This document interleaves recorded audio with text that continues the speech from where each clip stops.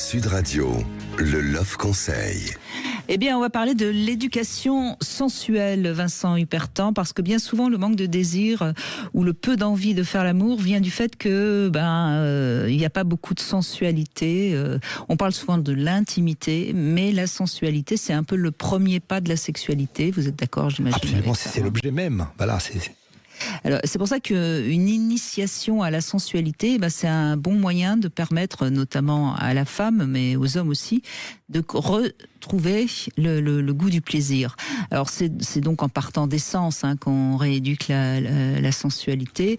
Alors, c'est des conseils, évidemment, qui sont assez évidents. Il y a évidemment tout ce qui concerne le toucher, mais il y a aussi de jouer avec la bouche.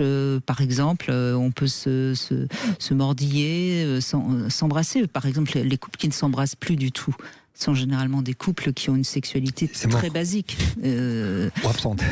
Ou absente, évidemment. Et puis, alors, le toucher, il y a énormément de choses à faire. On peut se caresser, bien sûr, se malaxer, se sculpter, se peindre. Enfin bref, c'est vraiment important. Et moi, je dirais que avant même de penser à la sensualité au lit avec son ou sa partenaire, c'est déjà de penser à la sensualité dans sa vie en général. Qu'est-ce qui, dans la vie en général, met vos sens en éveil? Quels sont vos sens qui sont peut-être les plus rapidement titillés? Il y a des gens, c'est la vue, d'autres c'est l'odorat, d'autres c'est l'ouïe, d'autres c'est le toucher, évidemment. Si vous êtes jardinier, par exemple, je suppose que vous aimez vous occuper de vos plantes. Et ça, c'est vraiment important. Quelqu'un qui n'est pas dans la sensualité, eh bien, généralement, la sexualité n'est pas forcément extraordinaire.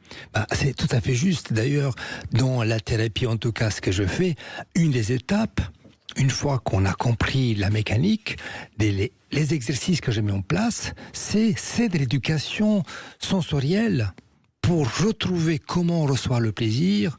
C'est très corporel. Voilà, j'appelle ça, je dis aux gens, imaginez que vous êtes Rodin et que vous jouez avec le corps de votre femme, de votre partenaire, comme une sculpture. Vous allez jouer, vous allez suivre les courbes, etc. Vous allez voir, en étant focalisé là-dessus, ça c'est une étape parce que ça permet de lutter contre... Oui, ça éveille de l'imagination, de l'érotisme. Ça marche très bien. J'en suis certaine, bien sûr. C'est très bien. Donc, d'ailleurs, on manque aussi, parce qu'on parle de sexe, mais on ne parle jamais de ça. Donc c'est excellent, le conseil.